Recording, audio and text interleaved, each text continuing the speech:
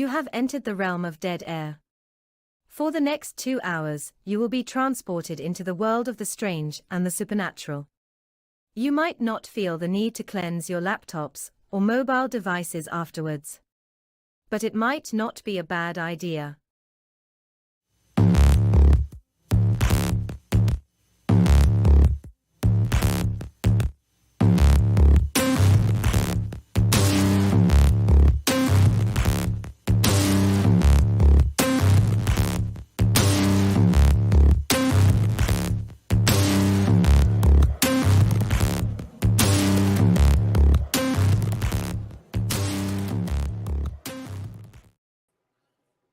And I just got my notification that we are on air. That's because I've subscribed. Good evening, everybody, and welcome to Dead Air Live and the Dead Air Full Spectrum channel. We are simulcast on KGRADB.com. KGR is also on Facebook. You guys make sure you check it out.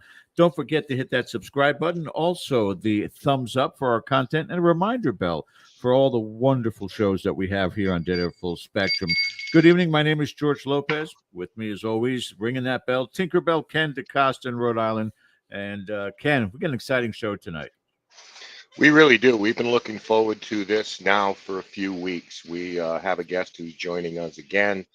Always insightful, and love to get into some different avenues, the paranormal and beyond. But first of all, a happy Mother's Day to everyone out there listening, to mothers, grandmothers, would-be mothers, soon-to-be mothers, all of you. This is your day, and thank you for taking a little bit of time to spend it with us. And yes, we got you some flowers this year. There we go. Yeah, at no expense. So absolutely not. I honestly wanted to do this before the show, but we got wrapped up in conversations with Bill Forte, the producer, his mom, Bishop. Can you hear the AC running, Ken, or is it quiet enough? Because here in Florida, I can't hear a darn thing. Okay, that's a good thing then. But thank you guys all for joining us there in the chat. Remember, if you have any questions for our guest tonight, post them in there. We'll save it for later on in the show. And let's move forward at this point in time. Ken, if you'd like to do the introductions. Absolutely. Without further delay. Bishop James Long was born in Louisville, Kentucky, and was raised Roman Catholic. He attended a Roman Catholic grade school and knew by the age of 5 that he wanted to become a priest. He is currently a bishop of the United States Old Catholic Church and has devoted his entire life to the study of demonology and serving others without charge. Over 20 years ago, he went public with his deliverance ministry and was the first Catholic exorcist to publicly help the paranormal community. He serves as an exorcist for the church and has performed 30, as of last count, documented exorcisms on individuals who were validly possessed and has blessed countless homes and locations. One of the truly positive and good people associated with the paranormal field. Please welcome back to the show, Bishop James Long. Well, hey, good evening, sir. Well, hello to you. It's always a pleasure having you join us. And just before we went on there, you talked about it's been a long time, but God, we're now looking at, Bishop, 15 years of dead air, starting with the old days of Blog Talk Radio, if you remember. And it's always been one of the best moments having you come on. Your energy, your knowledge, your caring, your experience, and tell our audience at this point in time how you have continued to grow. It's been 15 years, and yes, you've had the television appearances and such, but you are somewhat of a ever-expanding force within this field. So how much more growth is it the social media? Is it, with the exception of the only thing that's not growing is you? You have lost a tremendous amount of weight. You look fantastic. You look great. You speak on your health, and I'd like you to speak on your health with regards to that also. Sure. Bring us up to date since last time we talked to you.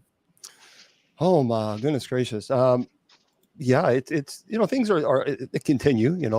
Seminarians and teaching seminarians and continuing to teach Bible study that we do, and night prayer that we have Monday through Friday. So the ministry keeps me as busy as I want to be. And it would be nice to be able to kind of push away for a little bit, just to kind of take a break or two. But honestly, if I took a break or two, I'd be thinking about what I probably need to do for ministry. So that's just because this is a passion of mine.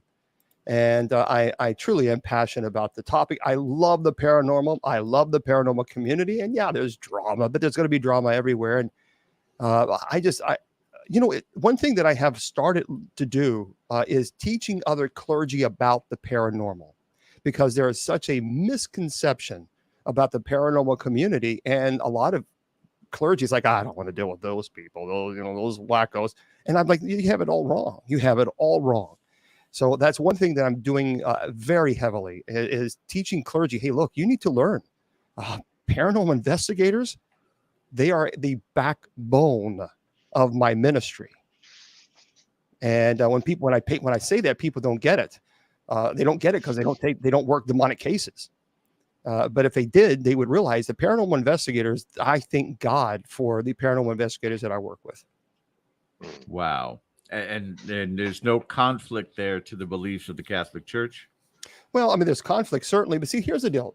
Look, okay. I have, in 3 days, I showed this the other day. So I have, 8,357 emails just in my ministry email alone. I have over 14,000 messages on TikTok. We're now at 730,000 followers on TikTok. And I have 900 messages on Messenger. So people are asking me to help them, and I don't charge, but I also haven't won the lottery. So I can't just hop on my private plane and head on over to Florida or California or New York or Texas or wherever someone's asked. So what I do is when someone contacts me and say, look, there's some issues going on my home, I have to depend on paranormal investigators, people who are seasoned, who don't think everything is a demon, who are not going to scare the homeowners, who are not going to take advantage of them, people who are doing this legitimately, who are professionals, and who are not trying to take advantage of people by putting it on social media and all that stuff. So I rely on those folks because they're in the area. So they can go to these people's homes, they can investigate, they can get all the evidence, they can gather. It takes a lot of work to put all that together, to go through all the EVPs, go through all the evidence, and they do that for me, and they present it to me and say, this is what we have. That helps me tremendously because people always say to me they're so sick and tired of the red tape for getting clergy involved. Well, this is how we get rid of some of the red tape so the clergy can get involved. Beautiful. Because if I have to investigate the cases on top of doing the deliverance, we'll never get to them. Right. So the investigators are vital because they go out, they gather the information, they spend hours and hours reviewing all the data. They present it to me, then that's when I make the decision on what we need to do next. So paranormal investigators should be applauded. These are the people who answer the phone calls at 2 or 3, 4 o'clock in the morning. These are the people who buy all the equipment. These are the people who don't charge. These are the people who go to people's homes 8, 9, 10 hours away from their homes, don't charge one penny. They're there to help them. They're there to try to debunk what's going on. They should be applauded, not looked down upon by anybody. And for that, Adrian. Mr. DeCosta, let me give you some time with especially this particular topic that you can absolutely relate to. But I want to give you that time with Bishop here for a little bit before I, keep going. I'll have a discussion with him for 2 hours straight, but I'll let you take this over. So go ahead. That's okay. Thank you, George. Our guest, Bishop James Long, tonight. And Bishop, it's again pleasure to have you back on the show and chat with you a little bit. Yeah, great. I wanted to kind of flesh that out a little bit. Okay. In terms of getting involved with the paranormal community, can you point to a seminal moment? Because we know of your faith and we know of your direction that you took in terms of, addressing some of the issues that people have. But was there a moment where you said, these are the people that I think would be a good support system or somebody I can work with? Was there a point in time where you just said, yeah, I'm going to go in league with these folks here? Well, first of all, I've always loved the paranormal. So I've always been interested in the paranormal. I've always had an interest in it. I think it's fascinating. It's the unknown. But I separate demonology from paranormal. They're not the same. I don't consider demonology paranormal. Demonology is theological. And so I don't consider that paranormal.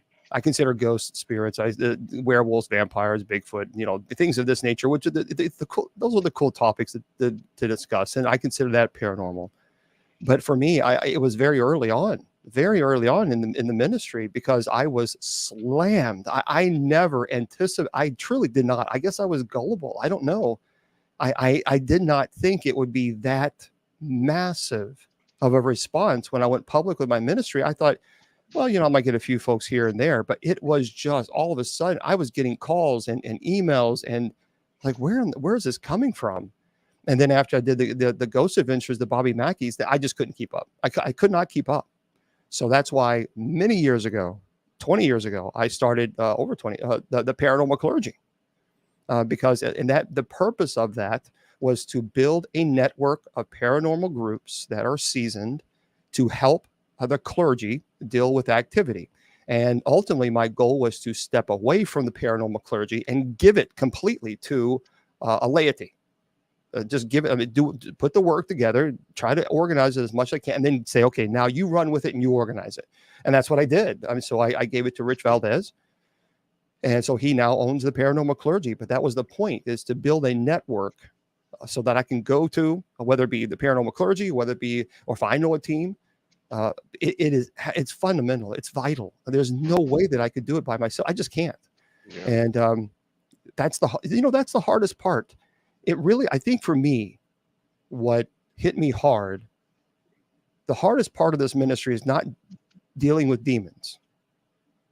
The hardest part of dealing with this ministry and being in this ministry is being on the phone with somebody and they're legitimately terrified and they're crying and they feel vulnerable and I can't get to them.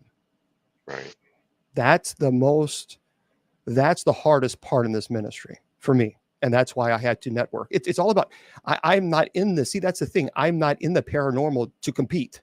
I'm not competing against anyone except for myself. I want to be a better version of me tomorrow than I am today. So I'm not competing against anybody. I network. It's very important to network with folks.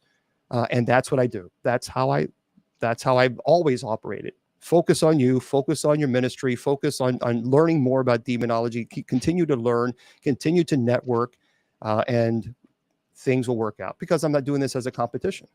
Right. I think, well, spreading the word, spreading the gospel is an integral part of what you do. Television is a very powerful medium. And I think if used properly, it is definitely a platform to spread that word and spread awareness and let people know that there is help, that a lot of people go through these type of things or believe they do, and they're not alone. That is such an incredibly important part of all of this in every facet of life, where someone, is up against it, where they just need to know they're not alone. Mm-hmm. And especially in this day and time, that there really are people out there that care about them and want to help in some form. So I can see where a network certainly helps that. If you are choosing the right people and you're vetting the right people to immediately address these type of things, it can have a very positive impact on people's lives. Yeah, and you have, because otherwise, if you're not going to expedite it, then it's gonna be so slow. So if somebody's in California or Texas and I don't have a network, I don't have anybody there that I can rely on, then what happens ultimately is I have to tell the family, I can't get there, and eventually I get tired of saying I can't get there. So that's the problem. I got tired of it. It's to a point. My mom was a very tough chick. God rest her soul, but she was a very, very tough woman. She was she was a loving woman, but she didn't play around. My mother worked as a CNA all the way into cardiology. She put herself through school. She worked hard, and she was not the type of person that liked excuses at all. So if there was a problem, you fix it, and don't expect someone else to fix it. And so I learned that from my mom. So I kept thinking, boy, I kept telling people I can't help you, and then I think, well, I just wish I could. Well, then do something about it. Stop wishing and fix it. And the way I did that was, okay, I'm going to have to brainstorm. How do I do that? What does that look like? So that's, I took it to prayer because I was so frustrated with it. And it's like, James, network, reach out to teams, find out who they are, find out how long they've been in the field, and then kind of build a database. And that's how I started the paranormal clergy. Yeah, I want to talk a little bit about that. As far as your upbringing and your mother, how much did that inform you about advising people to, in a lot of cases, take accountability for their own situation? Because we know we can blame it on ghosts and demons. Yep. And the new house we moved into and the new job, anything that changes in one's life. If they suddenly encounter some, a bump in the road, people immediately want to blame whatever's new. So it's interesting that you talk about your mother in that regard, because do you carry those lessons into you now with empowering people to take charge of their situation as much as they can possibly manage to do? Yeah, especially the seminarians, who are studying for the church. If you're not fully committed, then go play church somewhere else. So this is not something to play around with. You are answering a call from the Creator of all things. That's not something to play around with. It's not something to joke around with. It's not. So when it comes to seminarians, I require certain, they have to follow through on things. They have to, otherwise they're gone. So there's I don't tolerate that, because I don't do it myself. And so I'm not going to align myself with, and I'm certainly never going to lay hands on anybody who I think is doing it because they want to become famous in the paranormal or they want to do shortcuts. That won't happen. Thankfully, the seminarians we have are just they're fantastic seminarians, very devoted, deeply, deeply love with ministry. And they have a heart of clergy. And so that's not something you can teach. You can teach someone theology all day long, but ultimately, if they don't have the heart, if they're not in it, spiritually, mentally, physically, if they're not fully committed, that's not something you can teach somebody. And so with our seminarians, they have to go through a seminary program, and it's been tough, but it's going to continue to get harder, because I want them to know that by the time they get out, they're going to know the theology. They're not going to teach this nonsense that some people are teaching. Because people are going all over social media and teaching theology. I'm thinking, my God, where did you get your theology degree? In a Cracker Jack box? You're teaching. Someone said you don't have to believe in Christ to be a Christian, and that was a pastor. Well, that's pretty interesting. That's like saying that's pretty interesting and ignorant.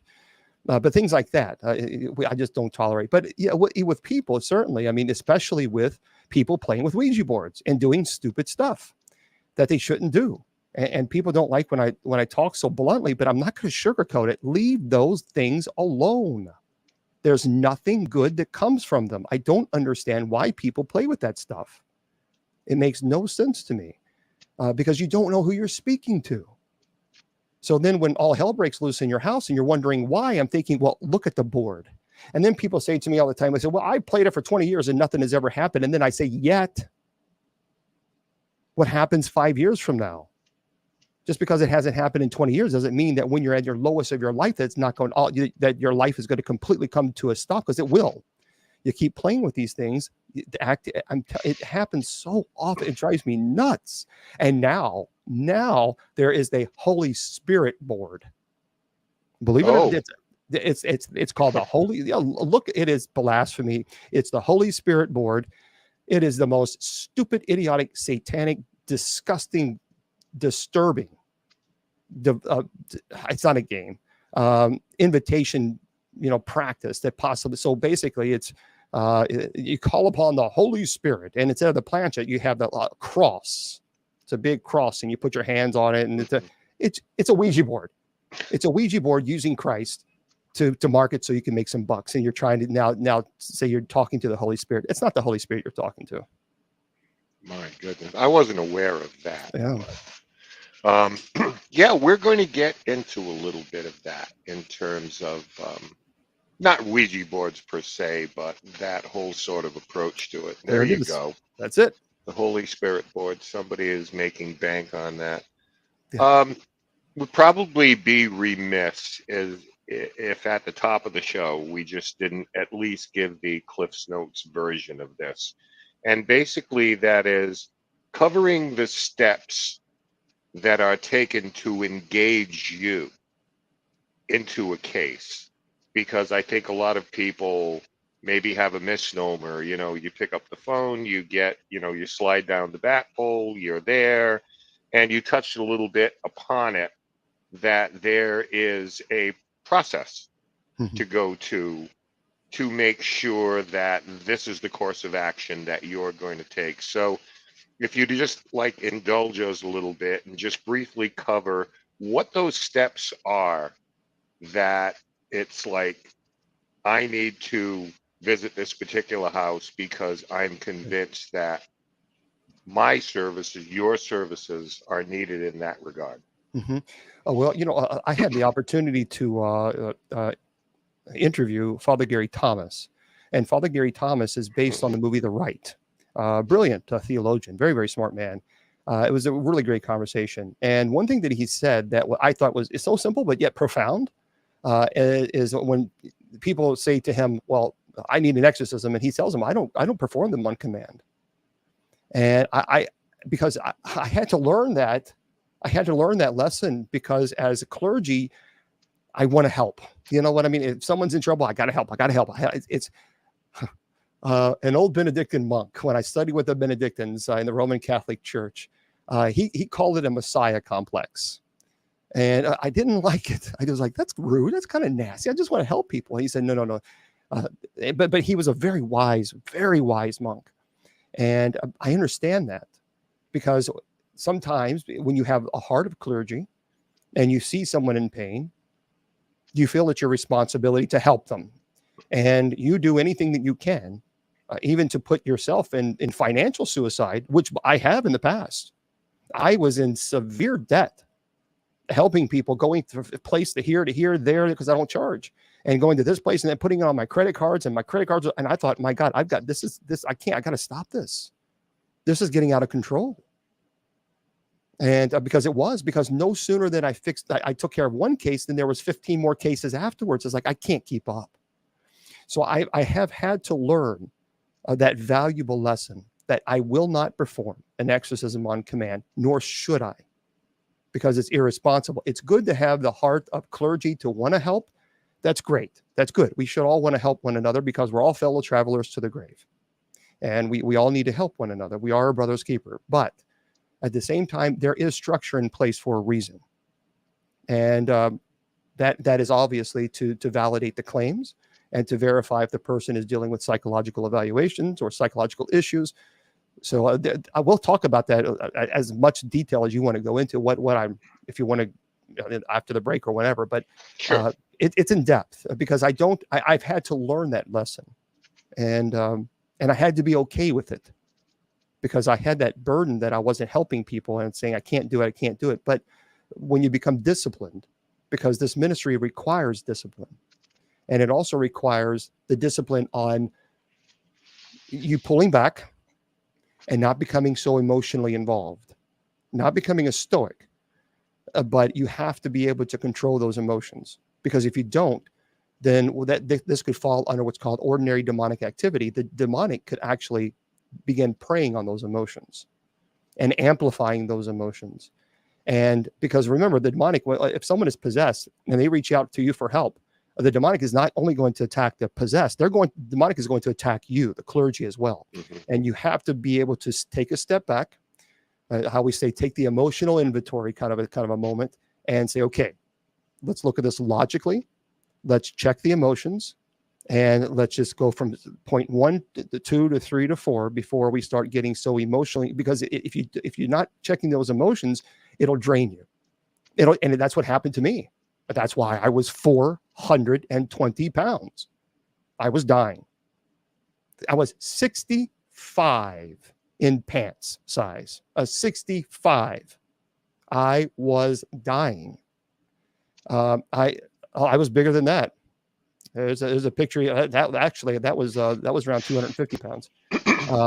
I'll let me show you. Well, this is on Exorcism Live. When I did Exorcism Live on 2015 with Chip Coffey, Right.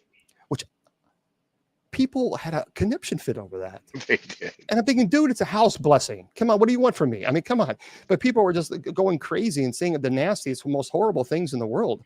And I was like, it's just a house blessing. But when I did that with Chip Coffey in 2015, I was 420 pounds. And I was a size 65 in pants. I was absolutely dying. When I walked up those stairs at the Exorcist house, I was so out of breath that I knew then at that moment I couldn't continue this. Either I had to retire and give up on my health, or I would have to, like my mom, I could hear her voice, James, get your butt up and do something about it. And I'm going through, here it is. So this was back in 2015. Okay, let's take a look. There you go. Wow. That was 420 pounds. That is different. You can see my eyes. I mean, I was dying. An entirely different person. And so much of it comes down to discipline, just self-discipline. But the demonic was using my weaknesses. The demonic was, because if I was happy, I went to chocolate. If I was sad, I went to sweets. If I was bored, I went to sweets. If I was lonely, I went to sweets. I have taken a voluntary vow of celibacy. I'm not required to be celibate, but I have taken that vow only because, for me, I've seen some pretty heavy stuff, and I don't want to bring a family into this. I just don't. So for me, I've chosen to take a vow of celibacy, and with celibacy, there's loneliness and companionship, and so if you had lonely or depressed, then I went to chocolate, I went to sweets, and the demonic, and I kept telling people, I'm sorry, I can't get to you, I can't get to you, I can't get to you, and that was tearing me apart emotionally. I wasn't taking care of myself psychologically. I just was not, and I was working myself into an early grave. Yeah, that's amazing. Congratulations to you. That is a success story. That's astounding. I think it was hard. It's been hard. It's hard work. It's hard work, but you can do it. You can do it because you matter. And for there's a lot of people out there who are struggling with weight. You do it for yourself because you matter. You're important. Your voice is important. Your presence is important. And you just have to learn. Yeah, I had to learn everything about nutrition. I had to relearn everything, and I'm still learning. But that's what you got to do. Just keep pushing through, and you'll make it. Yeah, it's inspiring. It really is to a lot of people. You are essentially saving your life. Yeah.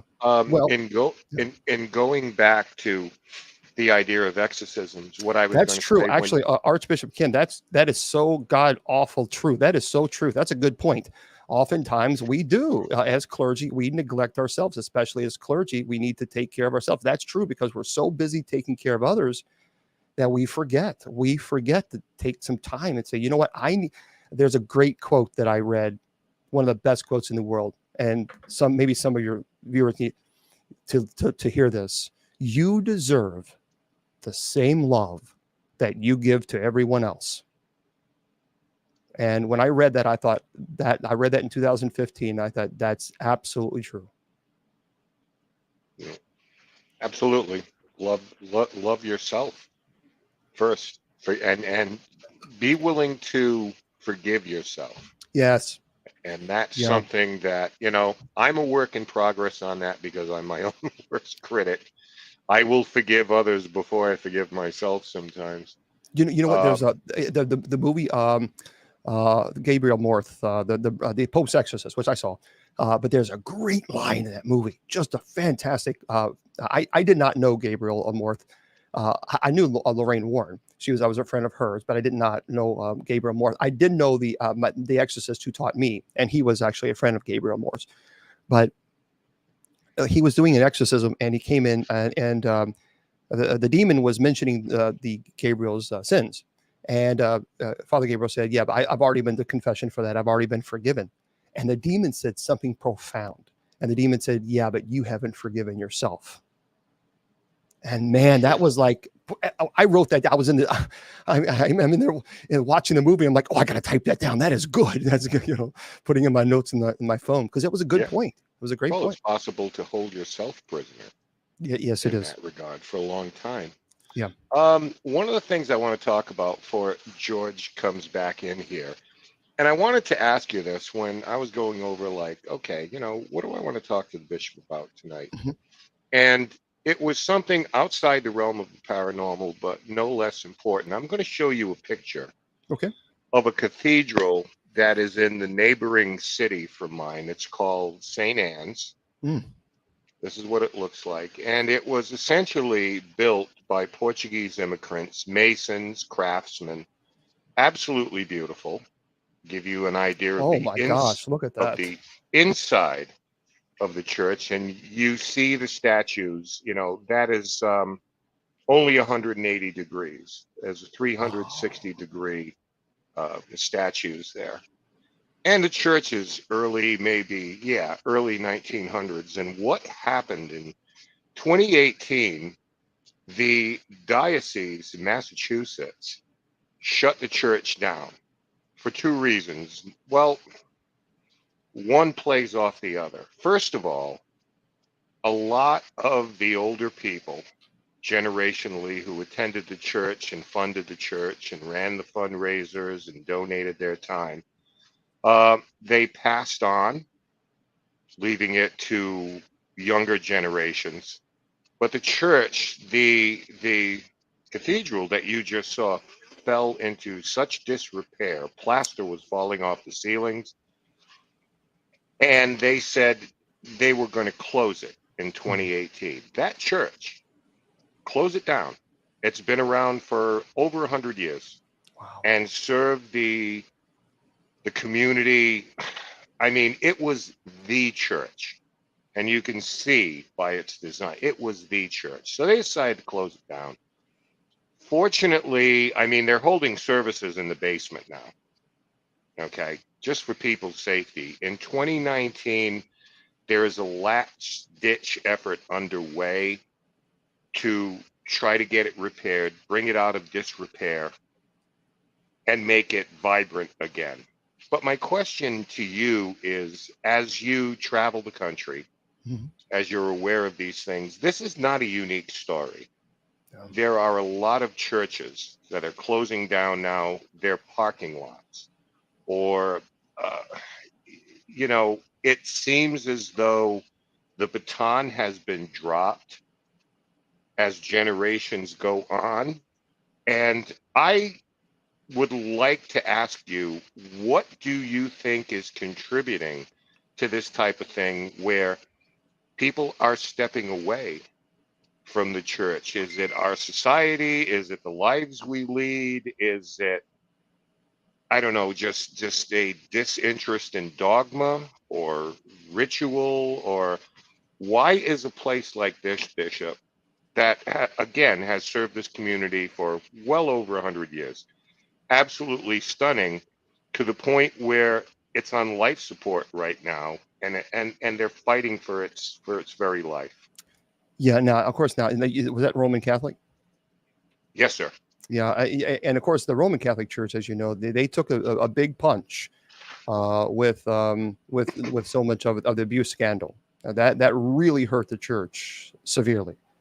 They had a lot of people leave because of that, and certainly, even the Vatican said that Satan has infiltrated into the Vatican itself. I mean, so we know that the devil's always working against the church, whatever church, whether it be Lutherans or Methodists or Anglicans or Roman Catholics, old Catholics. I just heard that a lot of these buildings are quite expensive. We used to use the Lutheran church in Louisville, Kentucky for our mass. I just love that church. It was such a beautiful place. It was a big church. The problem was it was so expensive to heat. And of course, for the air conditioning, it was $3,000 a month just to heat it every single month during the winter. and it was about $2,500 a month to for the air conditioning. So it was just so costly, and the upkeep on these big churches, it's just too much. It's so expensive. I think people are tired and frustrated with the prosperity gospel. First of all, prosperity gospel is terrible. It is heretical. It's heresy, and I think people are sick and tired of the prosperity gospel. For those of you who don't know the prosperity gospel, here it is. You have preachers up there on the pulpit saying that God is going to bless you based on how much money you give and tithe. So your blessings is contingent upon the amount of money, not just putting money in, but the amount of money. They call it seed money, but the amount of money that you put into the collection plate. So therefore, what's the logic is, if you don't place enough seed money, that you're not going to be as blessed as someone who puts $1,000 in it. People are sick and tired of going to church, and then immediately the pastors are preaching tithe, give money, give it. I agree. I went to one church one time I visited, and I walked out. I was just appalled because the preacher, this was not a Catholic church. This was fine, but he was preaching, and he said, I know some of you are not giving enough money in the collection plate, so you need to go right now, and you need to go in the back of front of the church, technically, because they had an ATM. They had an ATM in the lobby. And he said, you need to go and you need to make sure you're giving your at least 15 to 20%, at least. So people got up. I'm speechless. And they did in the middle of his well, they do sermons, we do homilies, but in the middle of his sermon, just embarrassed people. Oh, I know you're not giving. Don't. And he even said, don't make me call out your name, because I will. So if the Holy Spirit is telling you right now to give more money, then you need to follow the Holy Spirit, and you need to go out there right now to that ATM. And people did. And I thought, this is blasphemy. And I think people are so sick and tired of preachers, number one, not preaching the gospel, not teaching. You got it. See, the thing is, when I'm teaching Bible study, I could scream hallelujah until I'm blue in the face. Okay, after 3 or 4 hallelujahs, all right, now let's get on with it. Now let's teach me something about it. Tell me what was going on. What was the historical aspect? Tell me something so that when I walk away, I'm like, oh, I didn't know that. And I think that's what a lot of preachers are not doing. And so I think the prosperity gospel is a problem. And I also think that we got to have more preachers actually teaching the gospel, but also explaining how the gospel is relevant in today's society, just as it was 2,000 years ago. And if you cannot connect those dots, then people will not understand, well, why do I care about what happened in Jesus' time? What does that mean? For example, a very quick a theological, I guess, point.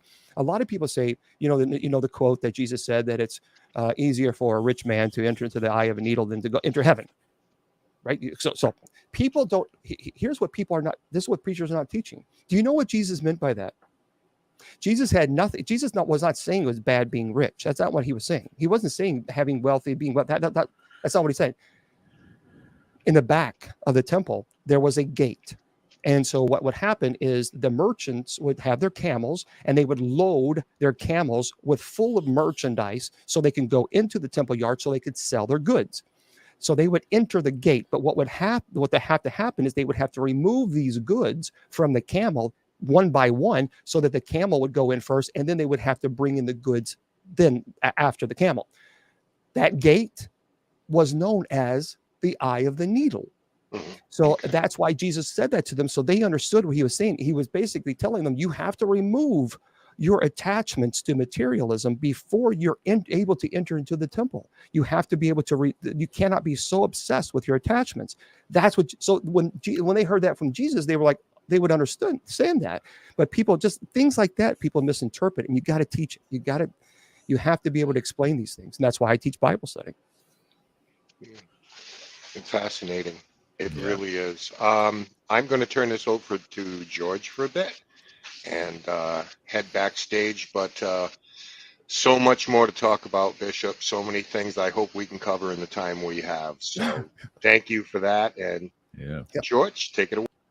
Yeah, and a very special guest tonight, Bishop James Long, and the list is becoming longer for questions, and I even took out some particular comments that we're going to get to in the second hour of the show. I really want to talk about your social media platforms right now, because let's go back to what we were talking about before, having to deal with the weight loss and getting yourself healthy. And one of the words Ken mentioned earlier, and it's so critically important, is the discipline. It also seems to apply to your work ethic, because let's say just the social platform TikTok. I think you do 4 different shows about Bible study, paranormal, exorcism, and an open mic on occasion also. Am I missing anything else? Yeah, no, Sundays and Wednesdays, we have Bible study at 8 p.m. And then on Fridays is our Paranormal Fridays, which airs right here on KGRDB. And of course, and on TikTok and other social media. And then Saturday is open mic. Well, we talk about anything and everything, but I'm very strict. Sundays and Wednesdays, we don't talk paranormal. It's strictly, we're focusing on scripture. Right now, I'm finishing up on Revelation. I've been teaching Revelation since January the 8th. So I take it verse by verse and explain everything, what the symbols mean. And then after Revelation, we're going to go into actually every book in the Bible. Who wrote it? Why did they write? What was going on during the time? What was the point? So I take every book and explain it thoroughly so that people can get a better understanding of that. And then after that, then we'll be talking about the gospel, or the gospels that are not included in scripture, like the gospel of Thomas, the gospel of Mary Magdalene, the gospel of Judas, and why were they not included? So that's going to be the next after that one. But and then of course on Fridays, we have our fun paranormal. So what I do, even on the Friday shows, I'm very structured in that I have OCD, I guess, if you could say. I like things structured, and because I don't. Because if it's not, then I'm not going to just sit at the camera and just say, okay, twiddle my thumbs. Because if people are going to give me their time, then that's something that I hold very sacred, because that's something you can never give back. So if they're going to give me their time by watching the presentation, then I want to be able to teach them something. And so on the first hour on Fridays, I always have a topic, some topic, whatever it might be, and I teach about that topic. And then the second hour, we open it up to whatever questions that they might have regarding the paranormal. Give a little bit of insight with regards to the discipline. And the reason why I'm bringing it up again is, as you have dealt with so many cases over the years, decades, that you have to be at least somewhat aware of the fact that these people sometimes create these conditions and don't know how to pull away from bad habits, in a sense. The discipline that you follow your life by, what words of advice can you give to people out there that just need to get out of that rut, they need to get out of that same routine that seems to be detrimental to their lives? What can you ask them to do or suggest that they apply? One of the things that I absolutely 1,000,000% tell people is, because they tell me, the demons are doing this, the demons are doing that, and I say, stop. Just stop right now. I said, do you realize that you have put yourself in a mindset where you are victimizing yourself? There you go. And if you're going to be a victim, then demons will make you a victim. And my mantra every single day when I wake up, now, I will not be your victim. Not going to happen. Not today, Satan. Not going to happen. It's just not. I don't care. I don't care what happens in my life. I don't care if I was married. I don't care if I got a divorce or if I lost my job or if my dog ran away. I will not think demons. I will not think demons. I won't do it. It won't enter my mind. I won't give them that ability to enter and creep into my mind and live rent free in my mind. So I just don't allow it. So I cut it off immediately. What people do sometimes is they've gotten into this victim mentality where they think, I don't understand. We talked about this before, where demons are here and God is here. Yeah. And I think, whoa, wait. There's something's messed up here. It is, because it's a victim mentality. And I understand people are frustrated and they do feel that way. But there are times that it has nothing to do with demons. I've said this before on some of my shows before. A man came to me and said, demons are killing me. They're hurting me, and my wife left me, and I lost my job, and my dog, he's gone. And the demons. And I said, no, sir. This has nothing to do with demons. Your wife left you because you cheated on her. You got fired from your job because you told me you kept calling in sick, and your dog ran away. So it has nothing to do with demons. Stop giving demons so much power over you. Take the power back. And because if you don't, the demons will take it. Yeah. There's a term, post hoc ergo propter hoc, which is in Latin, it's false cause. And ultimately, if you're looking at everything that might have caused this, and you're giving that the credit, well, that's a problem, and you're going to victimize yourself. So I tell people, take your rights back, take your mental awareness and your calmness back, take your life back, because you cannot victimize yourself. You and I have had, over the last decade or so, quite an extensive amount of conversations about the oppression that I've been dealing with. And I don't dwell upon it. I don't start throwing blame out there. These attacks come, and I try to deal with it in the best way that I possibly can. You've been a great proponent for staying positive and not letting these things affect me. And I live by those words. I don't let that on my day-to-day, what's going to come next kind of a scenario. These things just come randomly in these night terror forms. I want your opinion, though, on why and how it is. Mind you, I was raised Catholic. I'm not a regular churchgoer, but I believe. I'm not maybe the man of religion, but a man of faith, if that makes sense. But almost every time these attacks happen and these horrible visions are brought to me, I wake up saying the Lord's Prayer. Mm-hmm. Would you even categorize that as potential genetic DNA? Is it something that is already that it's coming out, that's from a subconscious standpoint? I know this is going to protect me, and I'll wake up from this while I'm saying the Lord's Prayer. And sometimes I'm actually speaking it physically, not just in my sleep. So why does that an automatic reaction to that for somebody who is not so much of a churchgoer, but it's still ingrained in me? Because you say the prayer, the Lord's Prayer? Yes. Whenever these attacks are happening, I'm saying it the minute that I know that presence is there. And we've talked about that before also, that, when you have that fight or flight feeling, that it's there. I'll have these dreams. And one of the things that's prompted me to do constantly is open that door, or ask this entity, if you're really here, open this door. If you're really here, move this thing. And then all of a sudden, this dark, heavy, like, aha, you opened the door, all right. So now I'm coming in, and almost immediately I start breaking the Lord's Prayer. And I'm wondering how that is happening subconsciously. And you're not a psychiatrist, psychologist, but through your experience, how is that happening with me automatically? Well, because I think we are naturally drawn towards God.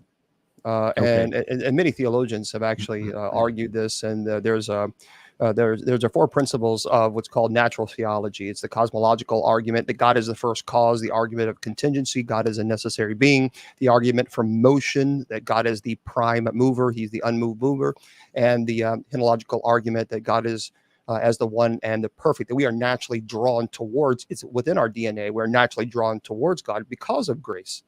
And so ultimately, I think that's, I know we all have gifts and we all have abilities. And it's clear that I've talked to you many, many times. And I think you have a gift and an ability. And I understand that it's confusing and it's maybe frustrating at times because you're trying to understand that. And I get it. I absolutely I understand that. But I always tell people that if you have these gifts and if you have these abilities, number one, don't beat yourself up over it. Don't think of yourself as, is there something wrong with me?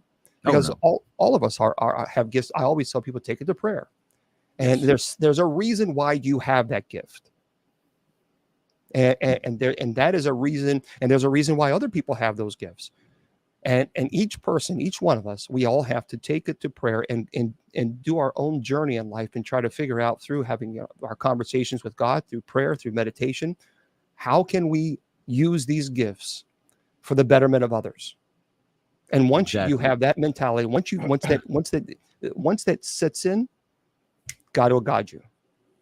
Right. And luckily, in your case and in our case here on Dead Air, we have that platform where I've addressed this on many an occasion to share with other people that, it's survivable. It is definitely survivable. And you still, you get up every morning, you brush your teeth, put your shoes on, do what you got to do, and just don't cower back and just start to feel sorry for yourself. It's empowering, to say the least. And, at this point in time, with what transpires, I expect that it may go on for the rest of my life. But if it's anything, I feel like I take control. And, from the paranormal investigating perspective, whether it's Ken, whether it's myself, we know the risks involved in this. And there certainly are. There are too many people who get involved with this for entertainment purposes, and they go out to these places that really don't have anything to do with demons, and they want to villainize and demonize a location, and they really don't know the risks that are involved with it. And you spoke on this at the beginning of the show. Too much of that is happening right now. People are just trying to be showmanship rather than trying to help their fellow man. Does that get a little bit aggravating for you to notice that? Well, I guess it's aggravating to a point, but I don't. The thing is, I'm very focused on my spirituality and my spiritual growth, and try to help people wherever they are in their life. And so I stay away from. I do. The only thing that I get irritated with is when people take advantage of other people. So that really bothers me. It really irritates me when people go in and they say that they go into a house and they scare the heck out of families. Says, "Oh, you have a demon here, and it wants to kill your kids." And literally, people have done that. And then the families are terrified. They're absolutely legitimately terrified. And that really bothers me when people do that, because then how do you fix that? How do you? So now the family is already traumatized by activity occurring in their home. And now you go in and you tell them that demons want to kill them and hurt their children. Right. And that happens a lot. And that really is frustrating, because that's not pastoral at all. That's the last thing you should ever do.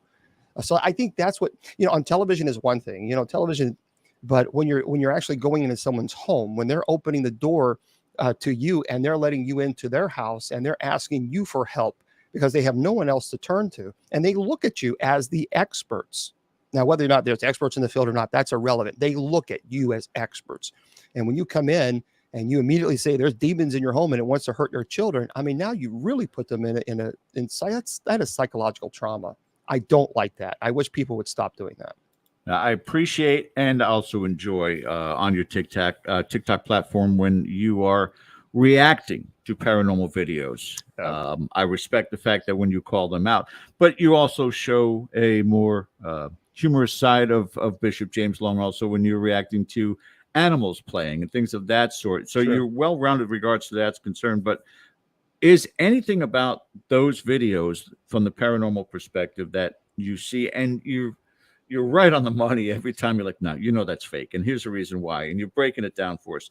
Does that hurt this field at all, or is it just look at that as entertainment, because there are those who buy into everything they see?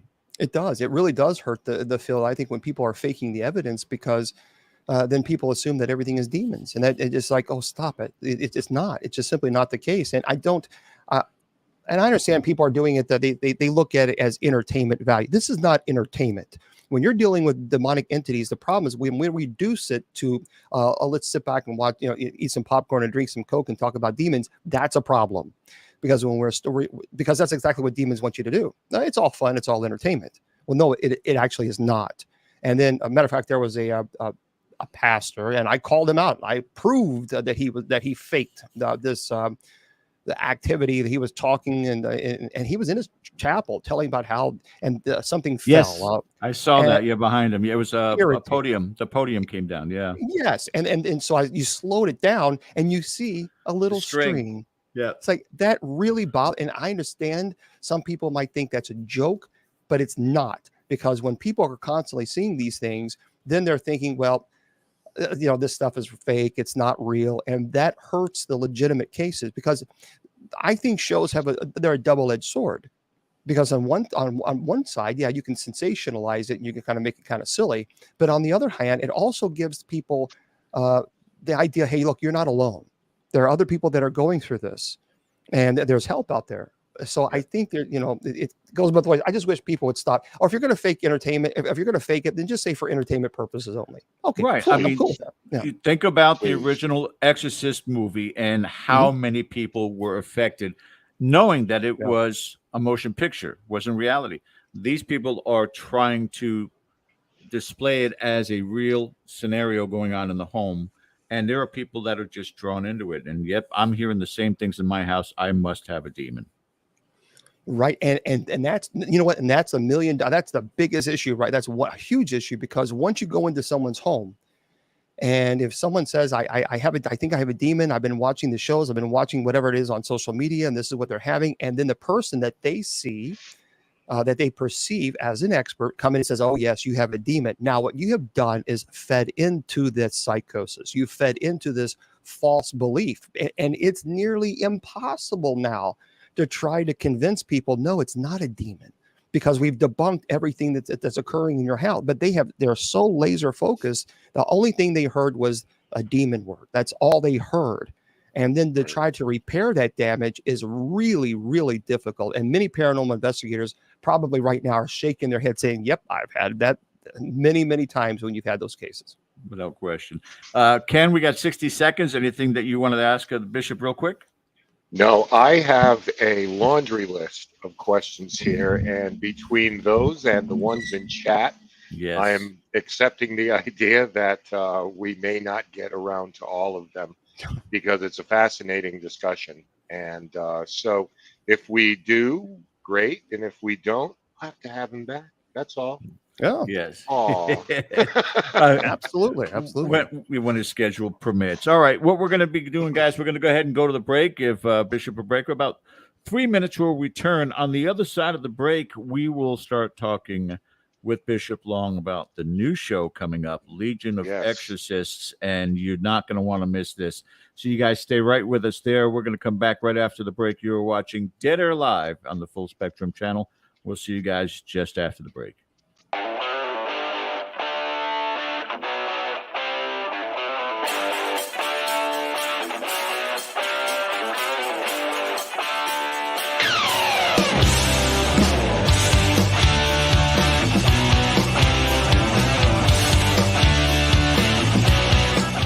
Hey members, the new KGRA DB app is now available on iOS and Android devices. Gain on-demand access to any KGRA DB programming. Download any show directly to your mobile device to listen or watch on the go. Go to the App Store and search KGRA DB.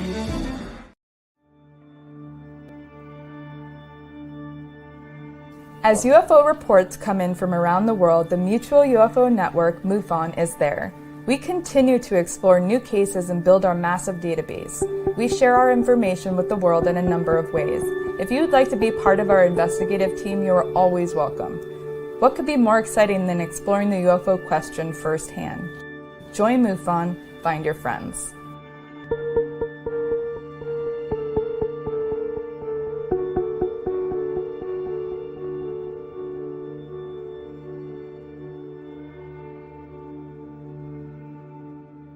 Did you know 75% of Americans are chronically dehydrated? If you struggle with focus, run low on energy, or when it's time to finally sleep, you simply can't, this can all be linked to dehydration, and Fuel Up has the answer.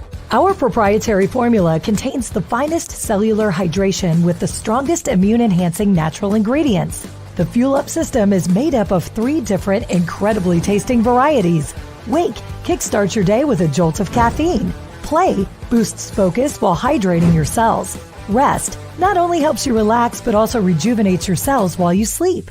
Here's what our clients have to say. I really don't miss my coffee, and you can tell the difference. So I'm going to take it for the energy. I'm going to take it for the play. I'm going to take it, all day. And it works. That's the thing. It works. We love it. Take the Fuel Up Challenge now, where we offer a Feel the Difference money-back guarantee. Fuel Up for life.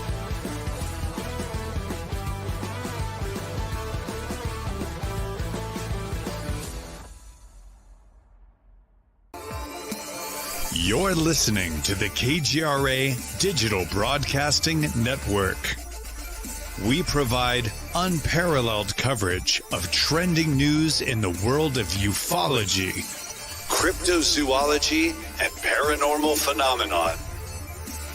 Whether you're watching our video live stream or listening to one of our audio programs, you are getting the best from world-renowned researchers and hosts, guiding you through topics the mainstream won't touch. Miss one of your favorite programs? No problem. Head over to the members area at kgradb.com for access to our massive library of award-winning content. Make contact, stay connected. Only at kgradb.com.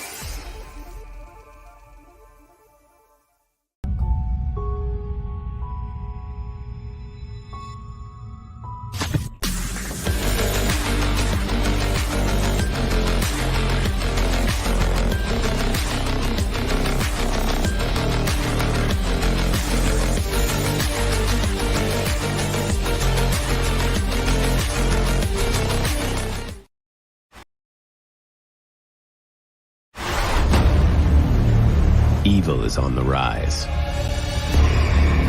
Demons battle to possess our souls and drag us one step closer to hell. But now, there is a gathering of spiritual warriors who defend us against the devil's minions. Go back to hell! St. Michael the Archangel, defend us in battle. And unite to banish the demons in our midst. This was the case that opened my eyes. This 17-year-old girl was so distraught that she would do anything to talk to her dad one more time.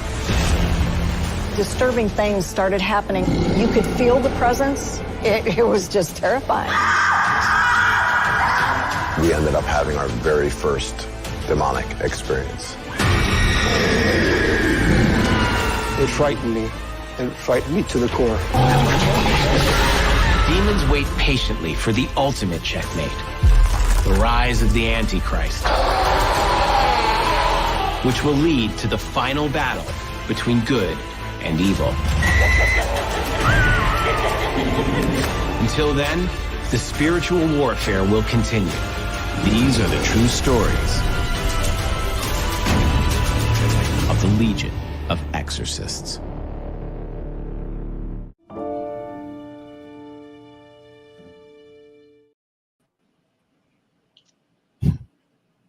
Right? Is it over? My goodness.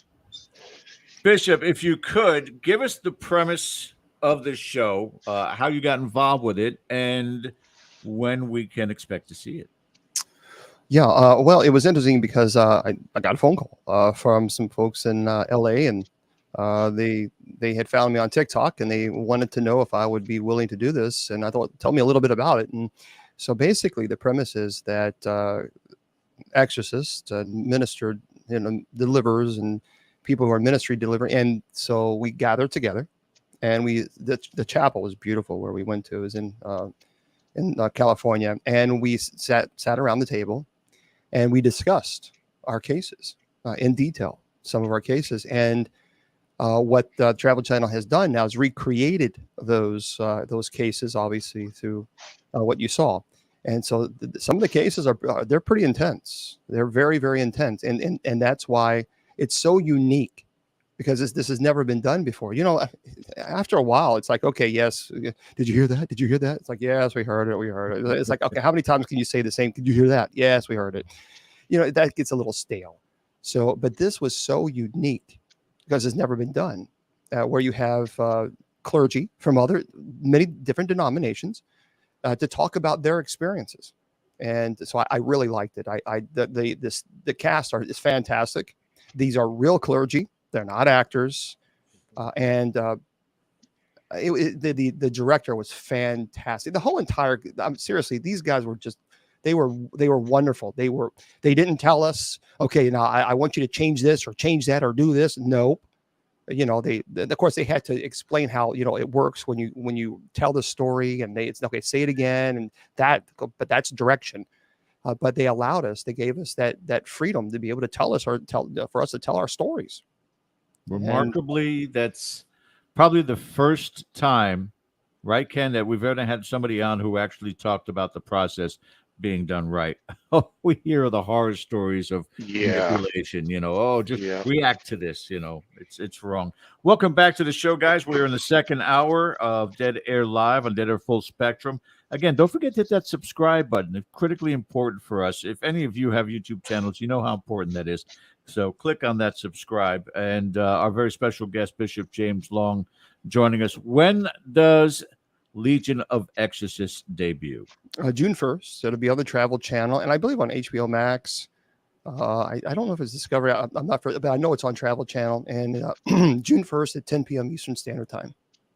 Fantastic. All right. Now, Ken, I'll give it to you, sir, because you said you had a litany of questions besides the barrage of questions from the chat tonight and some wonderful comments. Well, if you want me to, I can show you something because I've talked about this before. Yes. All these, they just said don't go into great detail.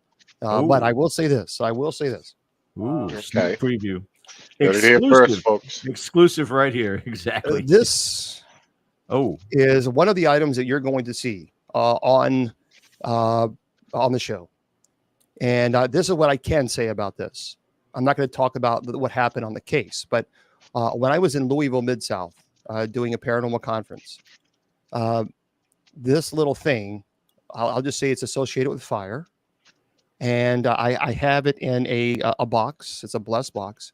And when I was at Louisville Mid-South Paranormal Conference, I was talking and I took it out of the case because people are asking me to take it out of the case. And normally I would never do that, but I did because I had a whole room of people there. And I said, okay, fine. So I took it out of the case because people wanted to hold it. And I said, okay, here it is. And no one wanted to touch it. Everyone said, nope. We don't want to touch it. So I was putting it I was putting it back into the case, but someone asked me a question and I got distracted. And I put it next to my laptop, a laptop that I had been saving for a long time because I needed to update my laptop. And as soon as I put it right by my laptop, I turned around to address the question, and a firefighter in the front row, Bishop Long, turn around, your computer's on fire. Turned around, and my computer was on fire. No. Now, this was seen by a whole room of people at Louisville Mid-South in Louisville, Kentucky. So that's all I can say about, but that's not what they recreate. But you're going to see. So I keep this in a container. I very rarely ever have it out. Ever. I blessed it again before I had it out. When I took it, because I took it to Los Angeles, and I had it wrapped and sealed and everything. And so on the plane, I had it with me. And on the plane, let me put it back in. Hold on one second. Yeah, what could go wrong? Yeah, put it back in there. But on the plane, we were delayed. And we were delayed for 3 hours. The captain came on and said, I'm sorry, folks, but a light keeps burning out in the cockpit. And he said, I've been a captain for like 40 years, and this light never burns out. It burnt out 3 times. It burned out once.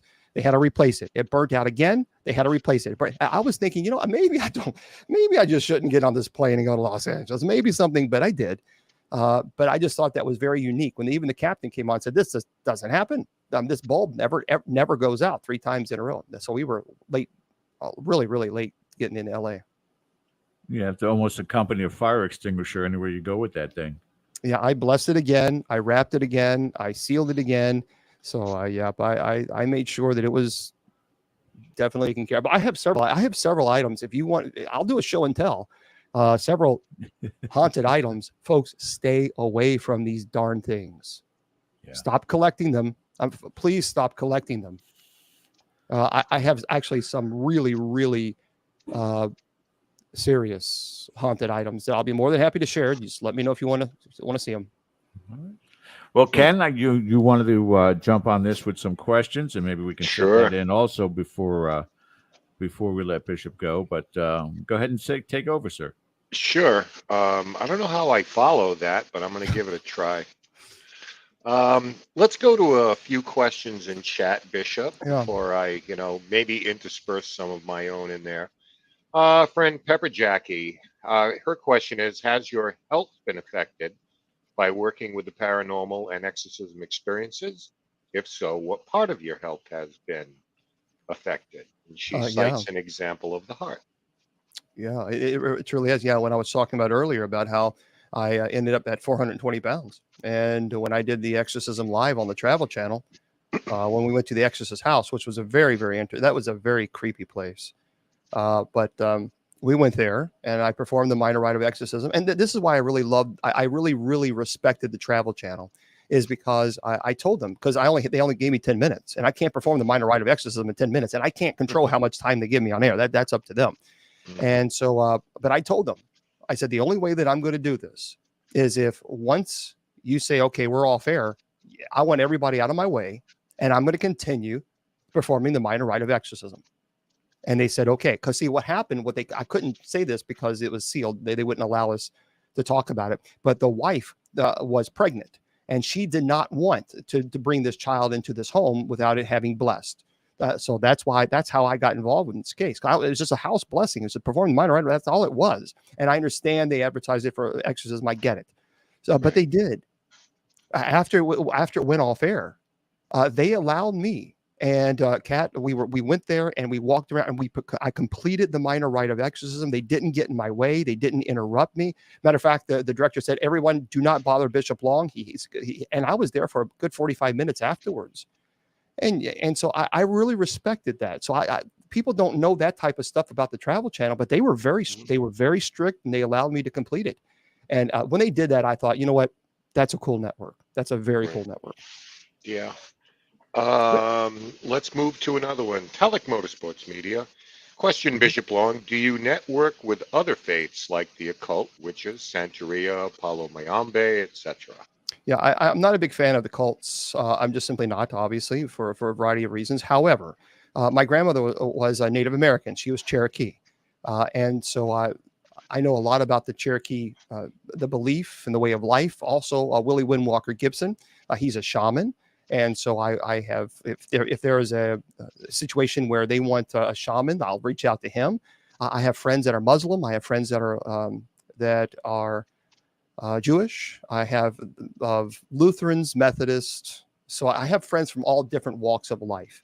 But I am very, very careful about who I associate with it because I'm not going to endorse something that I disagree with. So I'm not going to work with a Satanist. I'm just not. I'm sorry. I'm not, and I have friends that are Satanists.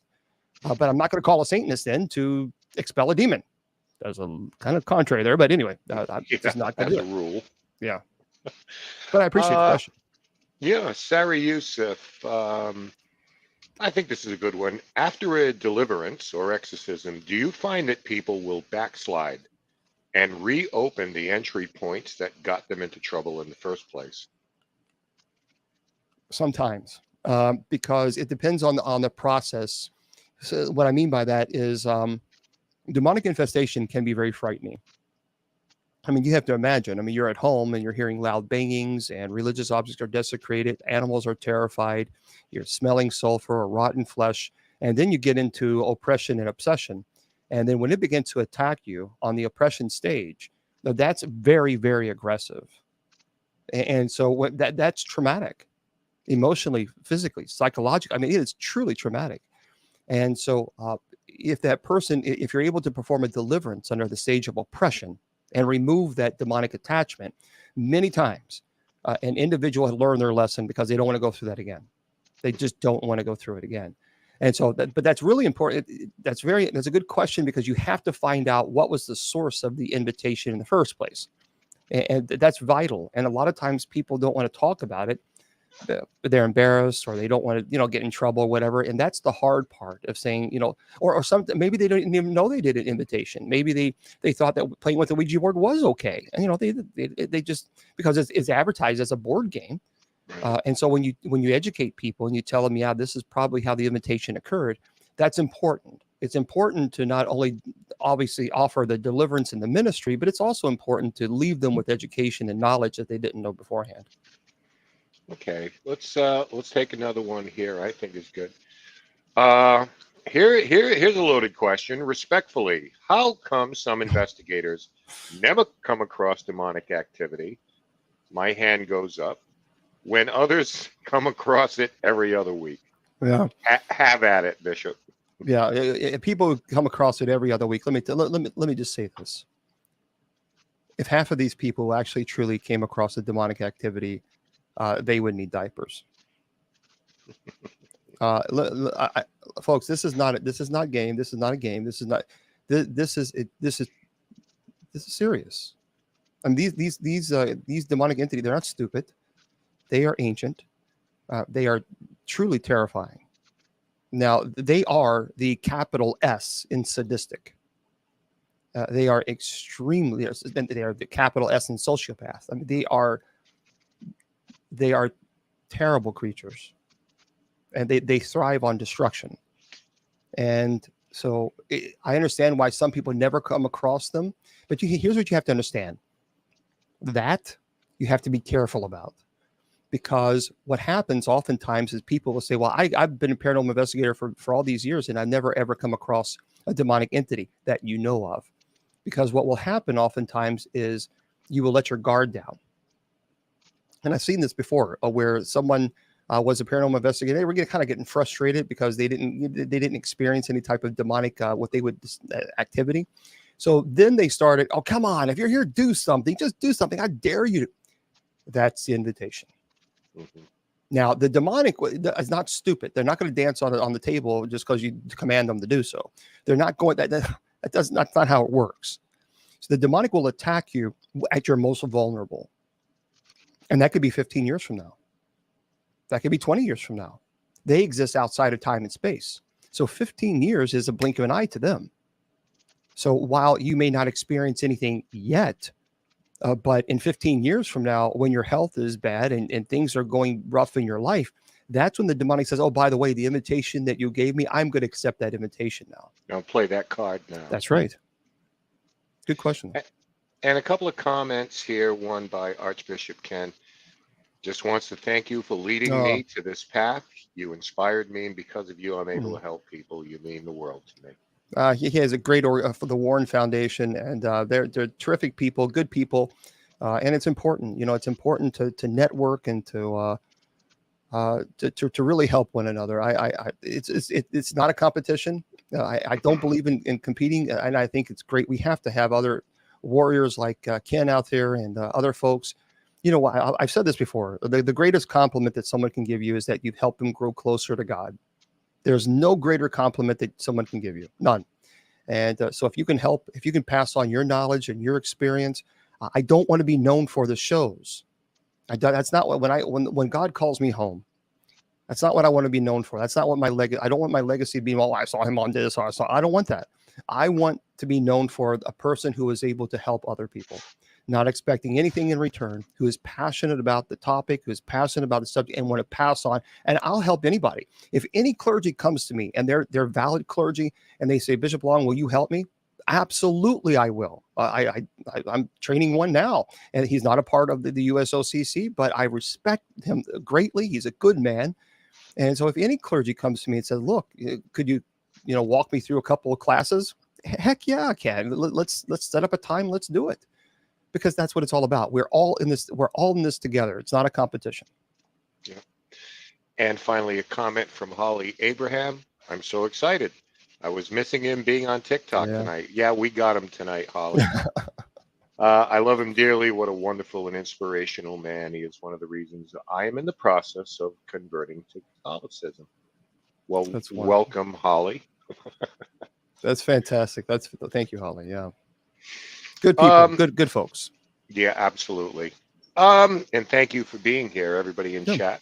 We may circle back to a few more questions, but just out of my own selfishness, I'm going to get to a couple of mine right now. Sure.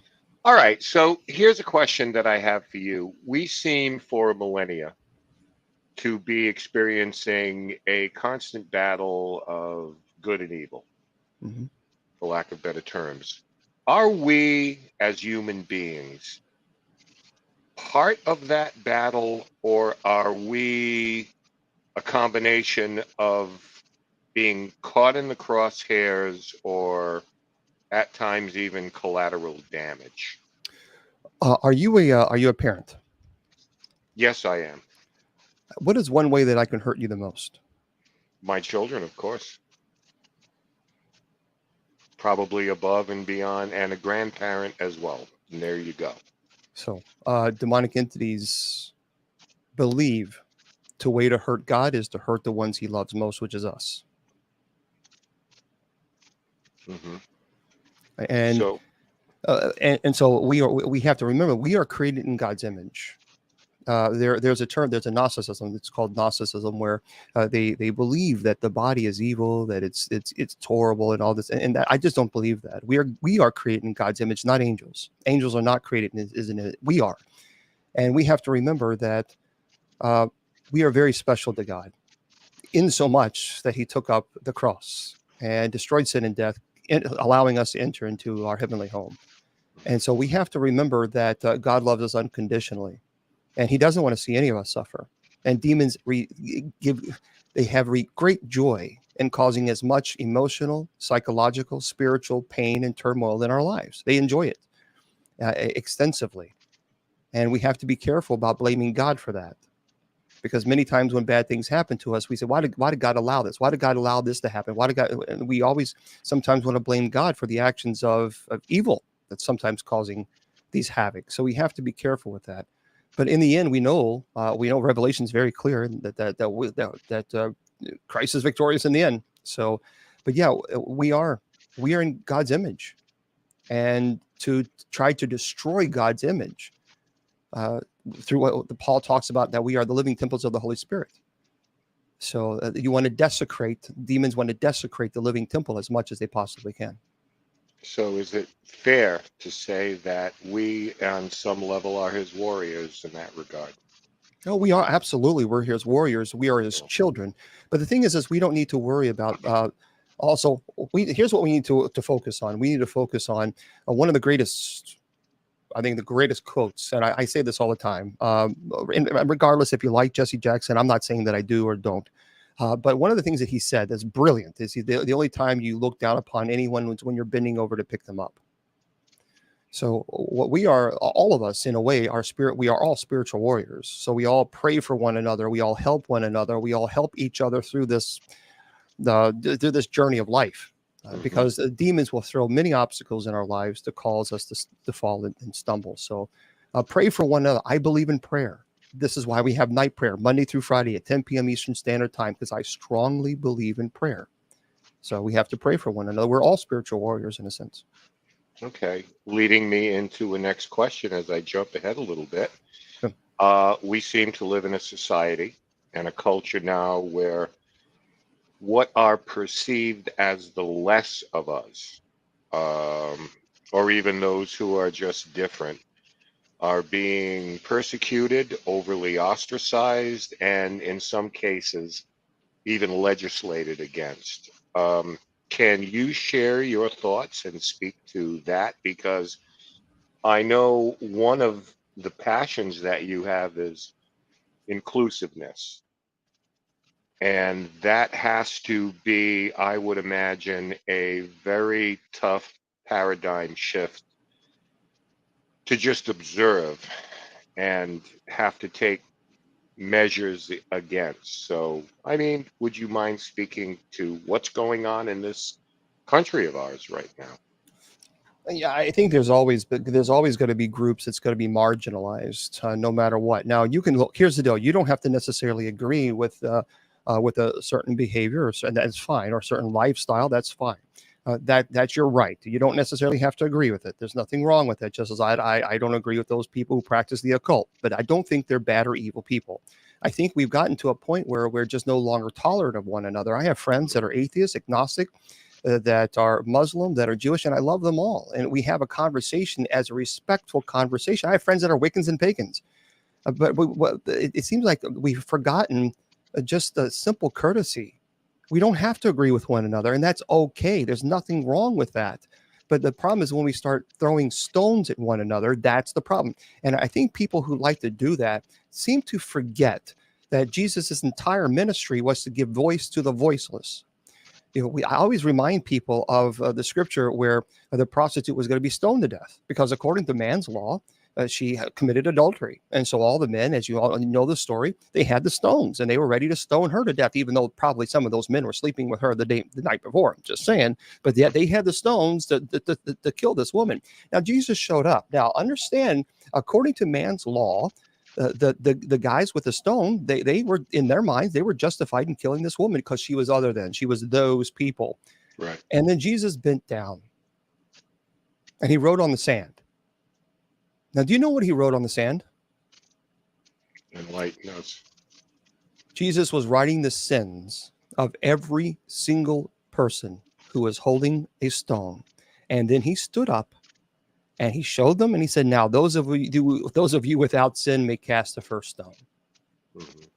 You see, that's the problem. We like to throw stones at one another, and Jesus reminds us that's not our place. Our place is not to judge one another. Our place is to love one another. Now, can we say that, for example, if someone robs a bank, can you say the act is evil? Well, certainly. Robbing the bank is evil. Yep, you shouldn't do it. It's bad. But that doesn't mean that you have the authority or right to then condemn that person to hell, because that's not your right. That's not your place. And so therefore, that's where ego then creeps in, and ego stands for edging God out. So the moment that we begin to say, well, that person robbed the bank, he's going to hell. Now we're playing God. And that is what we do not have authority to do. Now, we can certainly say if someone robs a bank, it's a bad act. But there's a difference between looking at the act and saying, yeah, you shouldn't do that, versus looking at the person and now condemning them to hell. We don't have that authority. That authority only comes from God. And I think that's, unfortunately, we kind of lost that. Jesus made it very clear. We are to love our God with all the heart, soul, mind, and body, and to love our neighbor as ourselves. That's it. Those are the two rules that actually encompass Jesus, that encompasses all the Mosaic law, the holiness code, which is 613 laws. That's what Jesus said. That's what you're supposed, and he commanded. He didn't say, well, you should really do this. He said, you will do this if you're a follower of mine. There you go. And finally, before we bring George back in here, are you somewhat troubled by the do-it-yourself aspect of the paranormal right now, in that people are more prone to self-diagnose themselves, self-diagnose their issues, and take actions based of, let's say, what they see on television. Well, I have now my crash course in paranormal investigation and addressing my issues and addressing my problems and so forth. Is there a troubling aspect about that? Because there is one for me, and maybe we'll share, but could I get your thoughts on that? Because there's a lot more of that going on now. Yeah, and that's why I think it's irresponsible for any type of show to present information that just simply is not correct. Because then people are watching that show and they could be influenced by that line of thinking that everything is demons, everything is demon. And that's a problem when people do that. I'm not a fan of that, but I'm equally, actually more troubled with people coming in and then diagnosing individuals with psychosis or schizophrenia or something of this nature, and yet they're not licensed therapists. So they go into someone's home, or even worse, they're going into someone's home and immediately screaming, oh, you got a demon in your house. Well, that person could be suffering from some type of psychotic episode. So now you've just influenced that psychotic episode and made that person go into a serious trouble. Or for example, you perform an exorcism on someone with dissociative identity disorder. Well, now you create another person, another identity. So that's very frightening to me, is that when people going into performing exorcisms on people, they don't have a psychological evaluation performed on them, which is a mistake. They should never do that. Or they go into someone's home and immediately scream demons, and the person could be having a psychotic episode and feed into that psychosis. Right. That's where the danger lies. We got to stop doing that. Here's a thought on that, and you can pursue this or not, George, or you just move on. Fear is a great motivator. Mm-hmm. Fear is probably one of the most powerful motivators in the world. Fear sells. And I think sometimes the dirty little secret of the paranormal is when someone can come in and introduce fear into a situation, it can be a controlling agent for them. And it can be a very powerful feeling, because if you can create fear, listen, I don't want to get into the political ramifications, but we see it in this country now. Fear of everything, fear of the others, fear of your neighbors, fear of everybody. It's a controlling element. And how it pertains to the paranormal is if I can come in and I see a family unit, I can make them very dependent on me. Yep. And assuage my own ego and feed my own ego, because they are going to jump when I say jump. They're going to do what I say because they have misplaced faith in me that I haven't earned or deserved. So it's just a thought, my feelings on that, because we see it time and time again.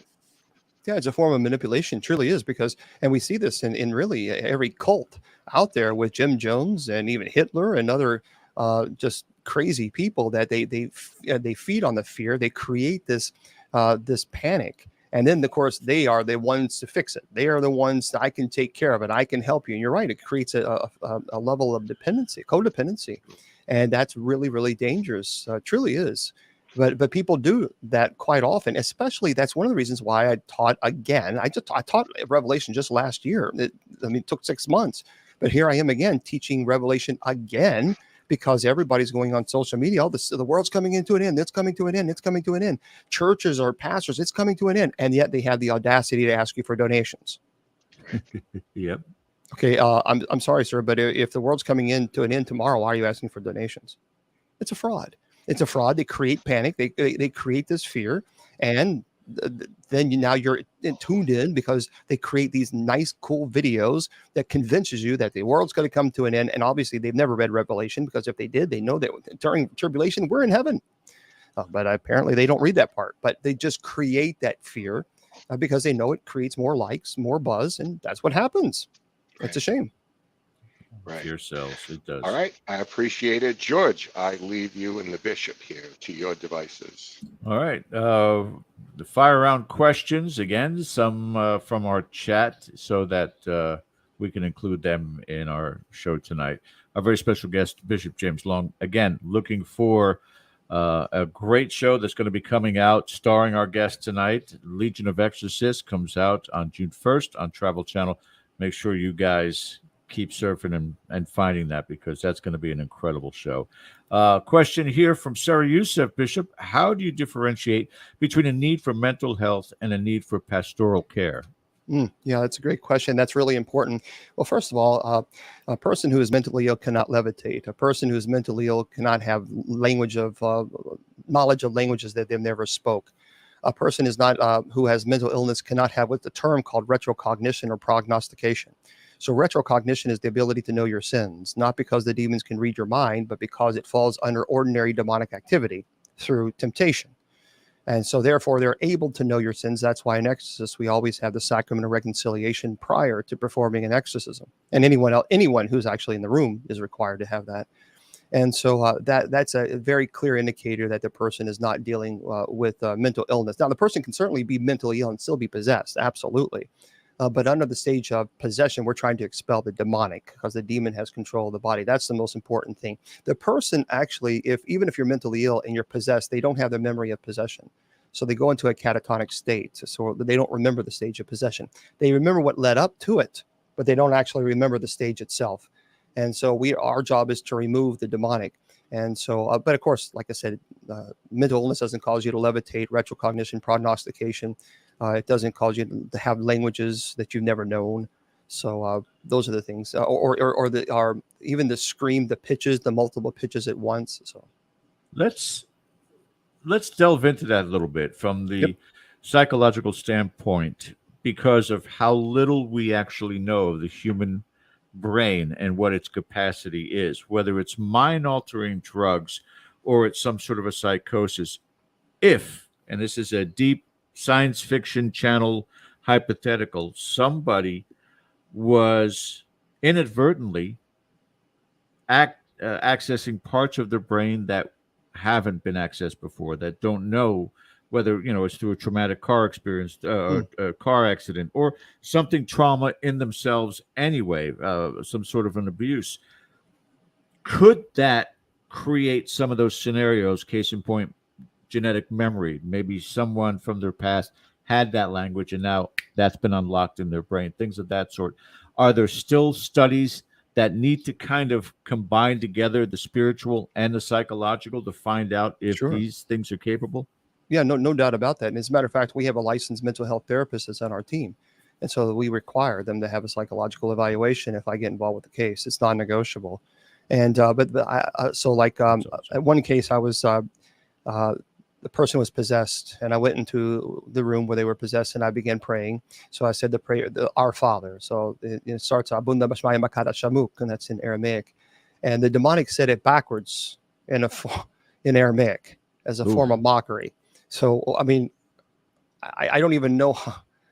I wouldn't even know where to begin to try to say that backwards in Aramaic. And so that certainly is not something that's trained or taught, because they had no study. They never learned Aramaic or even Latin or any languages. As a matter of fact, there was one case where an individual, she was Hispanic. She didn't know English, never studied English. And the demonic spoke and had perfect English. Not only perfect English, but the accent was perfect. I mean, there was no, and she was very, her accent was very heavy in her native language. She had no knowledge of English. But yeah, certainly someone can suppress a memory. For example, Annalise Mikkel. She was knowledgeable, and she was a very devoted Catholic. So she had knowledge of Latin and other languages as well. So, but does that mean that she was not possessed just because she spoke those languages? No, I certainly don't think so. Now, the aspect of children, prodigy children who are able to speak different languages, or they remember their prior lives. I mean, that falls into the category of genetic memory, but they are not demonized because of these capabilities. It's only in the latter part of their life, meaning from, being a young adult all the way through whatever age that they may be at, where they're having these difficulties. Why the separation between the two? Why is it that the children are not looked at and questioned from a demonic standpoint, but these other experiences are? And is it through the process of the church that defines that? Well, when you have a child prodigy, they're not levitating. True. So I think that's important to remember. And not all cases that also in possession are levitation, but I mean, when you have speaking other languages would be one of those cases. Certainly, or even the vocalization. So the vocalization, the multiple pitches at once is not something you can fake. It's simply not possible. Tibetan monks are able to do 3. There's one Tibetan monk who's able to chant, and he is able to do 3 tones at once. Right. And he spends his entire life on chanting. Well, Annalise Mikkel, there's debates whether it was 32 pitches, 37 pitches. It doesn't matter. Once you get past, there's 32 pitches. So that's not possible humanly. It's not humanly possible. It's impossible. So there was a person who that I knew who he did all this. I don't know the technical word for it, but he was in audio engineer and things of this nature. And so I gave him a soundbite, and he said, "Yeah, you got 32 pitches here. It's impossible. That's humanly possible." So when you pass 3, there's something going on there. And not only that, but also I've been in cases where a person will scream, and it's technically it's not a technical word, but it's a wandering voice. So I talked to a priest earlier today about this. It's very odd. And it's very disorienting, and it's disorienting on purpose, because it almost like the whole entire room has surround sound. So the person is screaming, and then you hear the scream from behind you, and or from over here, or in this direction, or over here. So it's like it bounces from direction to direction, and that's the whole point of that, is for disorientation, to intimidate as well. The question here I thought was very intriguing. It's a very short question, but it's loaded, absolutely loaded with information, and I would like you to address it. Tyler Watts, is Jesus the only name demons fear? No. Nope. Kind of give a list and what's used. The moment I bring the rosary out is the moment that I get an extreme reaction. Reaction. So the moment I begin to pray the rosary, they want nothing to do with it. They want nothing to do with it. Now you take that for people can take that for what it is. I'm not going to sit here and argue whether or not people should pray the rosary or not. I'm just simply saying the moment I bring the rosary out, this rosary, the moment I do this is the moment that I have extreme reaction. It's blessed. Yes. Oh yeah. Yeah. And I think, and again, in those circumstances, seeing what I've seen over the years, you wonder as to whether or not, and I keep falling back to that term genetic memory, as to whether there is something that is familiar, particularly when you speak Latin, that you're clicking into certain genetic memories of that heritage, that they knew Latin and it really triggers them. Do you honestly feel that when you are performing the rites of exorcism, that it is the items such as that you are bringing out, or is the energy and confidence that you have utilizing both the words and these particular talisman, that's what's affecting them? Well, yeah. Well, it's both. We actually call them they're sacramentals of the church. That's what we call them. So, for example, you have blessed oil, holy water, incense, rosaries. These items are called sacramentals, and so they have an extreme aversion to religious objects. And so the purpose of that is to break the intellect and will of the demonic. So you're using, the church offers these very important reminders of Christ and Christ's power and Christ's love, and you use these items, the sacramentals, to break the intellect and will of the demon. And the prayer itself. The prayer is a repetition. There's no such thing as having a conversation with a demon during an exorcism, because look, I don't care what the demon has to say. There's two things that I want to know: your name and the hour of departure. Anything else, I don't care. There's nothing else that matter of fact, in the rite, it's very clear you have to silence the voice. That's actually one of the requirements in the steps, which I'm not going to go into the steps of an exorcism, but that's one of the requirements. You have to silence the voice, because the demon will try to intimidate you and say things. You just simply silence it. So I command, in the name of Christ, that it offers its name. It surrenders, is a better word, its name and the hour of departure. That's all I want to know. Anything else, I don't want to know. That Confidence in faith is paramount, though. It has to be when you're doing that kind of work.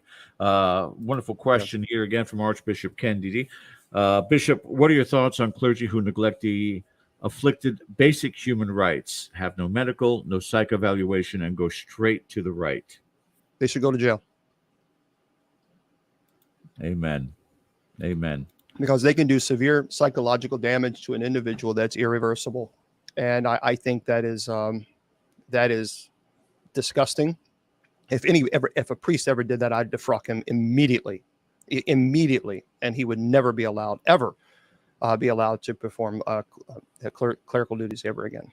Right. It's a process of elimination, isn't it? Discuss everything else first and discard it. And if there's nothing else there, it must be some sort of possession. Debunk. Use logic first. Debunk.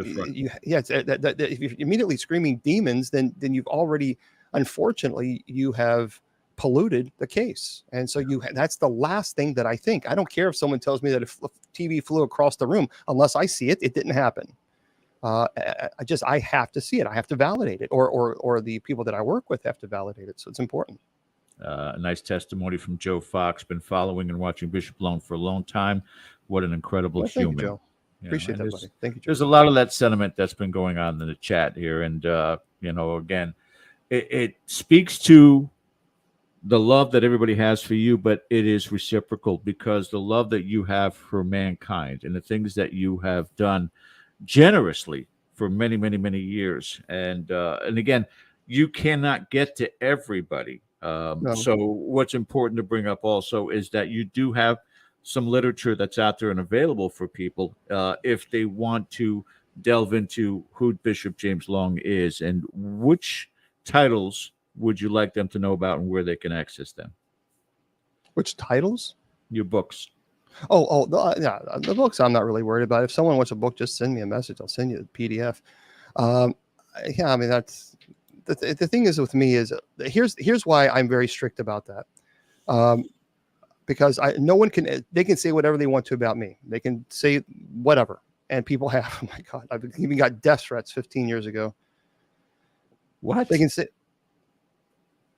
Yeah, I was getting death threats 15 years ago. Well, actually, a little bit more than that. About 20 years ago, when I went public with the ministry, I was getting actually, I mean, credible. The police had to get involved with this. And so I went to Indianapolis and they had to hire 4 police officers just to be around me because I was blessing people.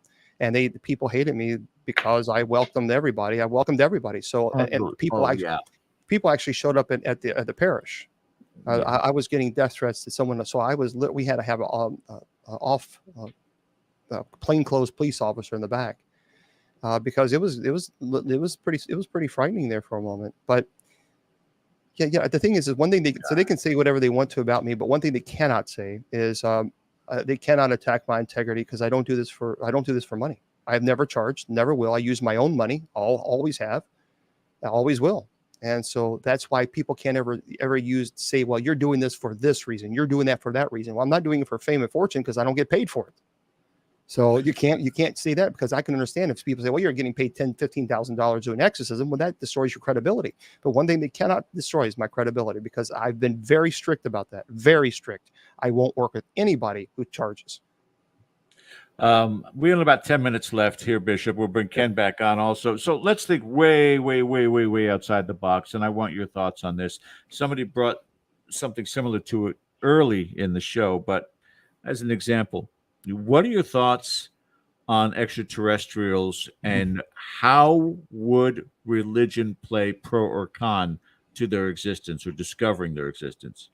Yeah, I certainly believe. I'm a nerd. I will be the first to admit that I went to space camp when I was a kid. I went for 2 weeks. I went to space camp in Huntsville, Alabama. So I am a pure, nerd through and through. I mean, literally, I'm telling you, if I go to Kennedy Space Center, I'll be a fat kid in the candy store and I will not want to leave. But I think it's illogical, completely illogical, just from a scientific perspective, to think that we're the only life force on Earth. Or on the world. It's simply not possible. I don't. What's interesting is people don't realize how huge our solar system is, and we're just a speck of dust. My gosh, do you know that you can go 42,000 miles per hour? 42,000 miles per hour on a rocket from Earth to Jupiter, and do you know it would take you 10 years? Right. 10 years at 42,000 miles per hour. Now, that's just in our solar system alone, and we're just a speck of dust as far as the size. We're very young. We're a very small solar system. How would it affect if they came down to whatever they would apply? And again, it's all philosophical. How would they answer to those questions? Because one of the questions, especially in today's society, is going to be, do you have a God? Do you believe in God? Things of that sort. Catastrophic, a different perspective, especially us as a species.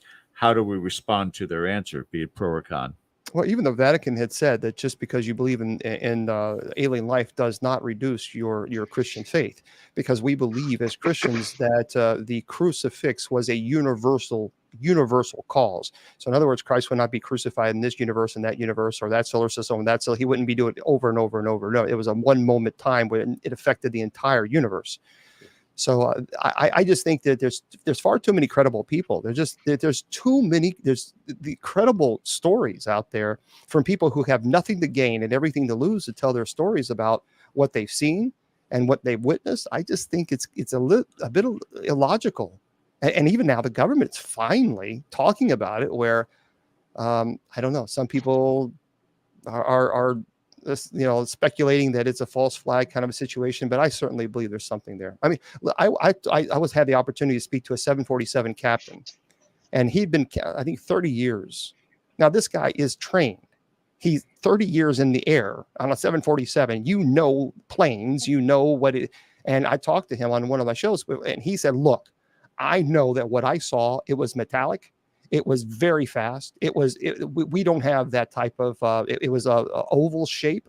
He said, we do not have that type of technology. We simply don't have it. It's impossible the way that it was moving. Yeah. I mean, so. Ken? Yeah, I just want to cover a couple of things here before I get into one last question. And you can catch Bishop Long right here. KGRA, the Sacred Division. Yeah. Bishop's James Long. So, if you and we talk about anything and everything related to the paranormal, but I want to show something really, really fast, if you don't mind. Absolutely. Go right. A family loved, and I don't know why, but a family loved serial killers. They love collecting these items. They just love anything they can collect their hands on serial killers. Well, they bought a couple of things, and activity occurred in their home. And so I told them, I said, look, you got to get rid of that stuff. You got to get rid of it. I'll come to your home. I'll perform the minor rite of exorcism, which I did. And they gave me several of some paintings that they purchased that are original paintings. And as soon as they brought them in, activity was occurring. People saying, well, why do you collect these items? What's the point? Well, I collect the items so I can teach people stop buying them, because there's activity that actually occurs. Well, this actually is an original. Ah, Gacy. Yeah. Oh. And so this is, of course, this is Pogo the Clown. And then, of course, there's several things that I have here. Two other paintings that they have. One is of Christ, and the other is a painting. And of course, they brought it, and they love collecting these things. And I'm thinking, well, yeah, you bring them into your home, and you wonder why you have activity. I mean, it's actually believed that several people said that what Gacy would do on these paintings, especially in the red, and I haven't had this validated, so I don't know if this is true yet, but on the red part here, he would poke, pick his finger and blood, and he would actually put it on all of his paintings that he did. Good God. He made like a lot the saying goes, you want demons, that's how you get demons. Yeah. My goodness.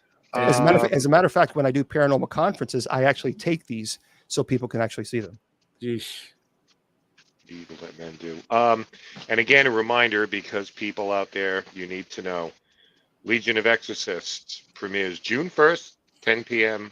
on Travel and Discovery Plus. Yes. To underscore what's been a theme where you talk about the seriousness of these types of cases and issues that you're involved in, has there been an example of retribution against you by a malevolent entity, perhaps even post-rite, later on, as you walk away? Can you talk a little bit about that? Sure, especially, again, like when I was 420 pounds and I was oppressed. I was constantly being attacked. And, but not only just demonic, but also humans. I mean, my goodness, when I was at the Exorcism Live at the Exorcist house in 2015, there was a satanic individuals up there. They call themselves Satanists. So I'm not going to get in debates whether or not they worship Satan. I'll just simply say they called themselves Satanists. And they were actually doing rituals and bloodletting to cursing me. So, as a matter of fact, they had to call the police, and the police had to show up there and section those people off on the top of the hill, because they were doing these curses and calling upon demons to attack me and all this other stuff. And I thought, my goodness, this is insane and just insane. I mean, they were really, I was going down from you got the trailer and you walk down the hill where the house is, and they were chanting all kinds of crazy stuff. But the thing is here's the thing with demons. Demons are dirty, rotten, low life, egg sucking dogs. They're cowards. They like to fear. They like to prey on your fear, your anxiety, and your stress. But you got to remember that the moment you begin to pray is the moment Satan and its parasitic demons begin to tremble in fear. Yeah. Keep it in mind, and there's so many different parts of this show tonight that are great advice for you guys. And again, you can catch Bishop James Long on a multitude of platforms out there. Just you type in his name and you'll be able to find him. Follow what this man is doing and take this advice to heart, because it's really important. We are completely out of time, Bishop. We want to thank you for joining us tonight. We every time you come on, it's not only the education, but it is it's enlightening, and it's just really great to see you. Well, likewise, it's good to see you guys. It's been a while. A while. Yep. Everybody in the chat, we're just thrilled to have you tonight. So we want to thank you very much. We're going to go ahead, guys, and sign off. Bishop, don't hang up just yet. Okay. We'll see you guys next week. Don't forget to hit that subscribe button. Also, hit that thumbs up. A lot of you did that tonight, so appreciate that. So we'll see you guys next week, same time, same channel. Until then, have a great night. Thanks for watching.